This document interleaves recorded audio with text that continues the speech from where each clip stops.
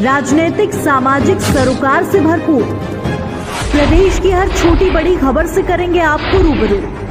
आइए रुक करते हैं आज की खबरों की ओर फटाफट अंदाज में। इसके लिए चैनल को सब्सक्राइब करें और बेल आइकन को क्लिक करें।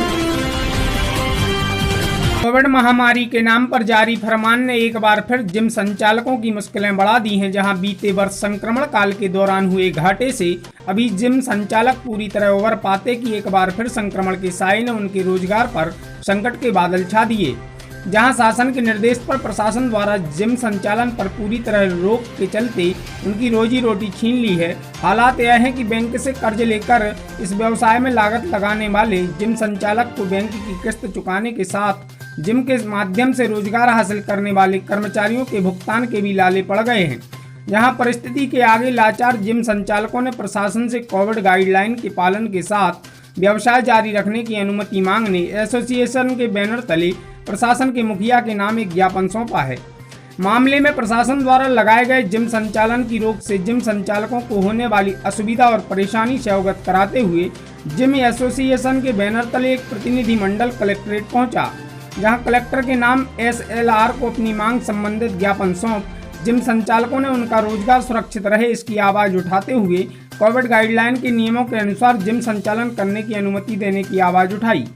जिम संचालकों ने इस दौरान जिम का संचालन बंद होने से आने वाली विभिन्न समस्याओं से ही प्रशासन को अवगत कराया और जिम को सेहत के लिहाज से मददगार करार देते हुए शिक्षित वर्ग के लोगों के लिए ही इसका लाभ लेने की बात कही, जिसके कारण उन्होंने किसी प्रकार से गाइडलाइन का उल्लंघन नहीं किए जाने का भरोसा भी दिलाया और तय मापदंड के पालन करते हुए व्यवसाय की अनुमति की मांग रखी। जिम संचालकों ने इस दौरान कर्नाटक में जिम संचालकों को कोविड काल के दौरान मिली छूट का उदाहरण भी दिया, साथ ही पूरी तरह जिम के बंद रखे जाने पर सख्त आपत्ति भी उठाई। जहां मामले में उनके मांग पत्र पर SLR ने कलेक्टर को संज्ञान करा नियमानुसार कार्यवाही का आश्वासन भी दिया। जिम संचालकों के मुताबिक अगर प्रशासन उन्हें कुछ शर्तों के साथ जिम खोलने की अनुमति नहीं देता तो इस व्यवसाय से जुड़े सैकड़ों लोगों की आर्थिक स्थिति डगमगा जाएगी और ऐसे हालात में हमेशा के लिए जिम पर ताला ही लग जाएगा। हम लोग सागर शहर के जिम एसोसिएशन वाले हैं। ये पिछले 26 तारीख को जो आदेश निकला था कि जो शहर में जो जिम है उनको बंद कर दिया जाए, तो पिछले 13 दिन से हम लोगों की जो जिमें बंद हैं, तो हम लोग बहुत सारी समस्याओं से जूझ रहे हैं। कुछ हम लोग किराए की बिल्डिंग लिए हुए हैं, कुछ बैंकों से कर्ज लिए हुए हैं और हम लोगों के स्टाफ की सैलरी, बिजली का बिल, ये सारी समस्याएं हम लोगों को देखनी पड़ रही हैं। और रोजी रोटी की भी समस्या और भी जो हमारे जुड़े हुए जो लोग हैं उनको भी आ रही है। हम ये जिला प्रशासन से ये कहना चाहते हैं, ये निवेदन करना चाह रहे हैं कि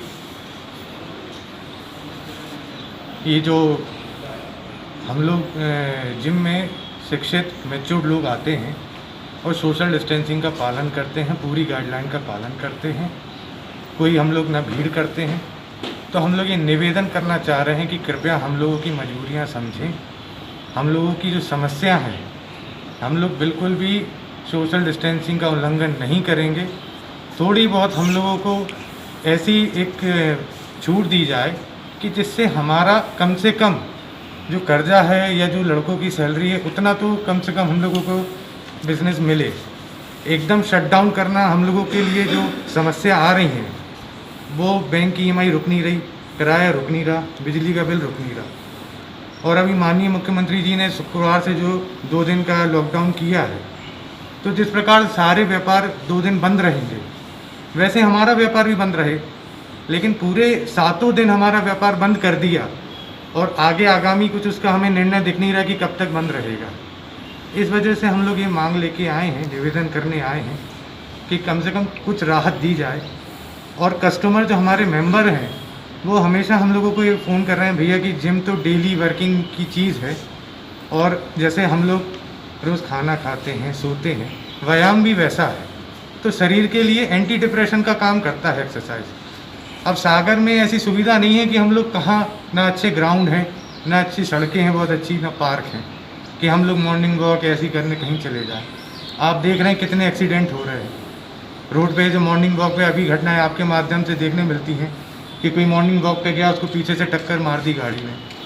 तो ये समस्या रहती है। तो हमारे जिम में हम लोग ऑक्सीमीटर से जांच करेंगे, टेम्परेचर जांच करेंगे। कोई भी अगर इन्फेक्टेड रहता है तो उसको हम लोग जिम में प्रवेश देंगे ही नहीं। वो सारी जितनी भी गाइडलाइन है उनका हम लोग पूरा पालन करेंगे। तो ये निवेदन है कि थोड़ी सी हम लोगों की भी जो समस्याएं हैं उस पर कम से कम थोड़ा सा प्रशासन को सोचना तो चाहिए। ये निर्देश केवल सागर में लागू है या प्रदेश में भी कहीं लागू है? ये पूरे प्रदेश में ही है, ऊपर से मतलब भोपाल से ही आदेश आया है। लेकिन हम लोगों की मांग है कि और भी जैसे दिल्ली है या और भी राज्यों में कहीं ना कहीं सख्ती से मतलब नियम बना के थोड़ी बहुत छूट दी जा रही है।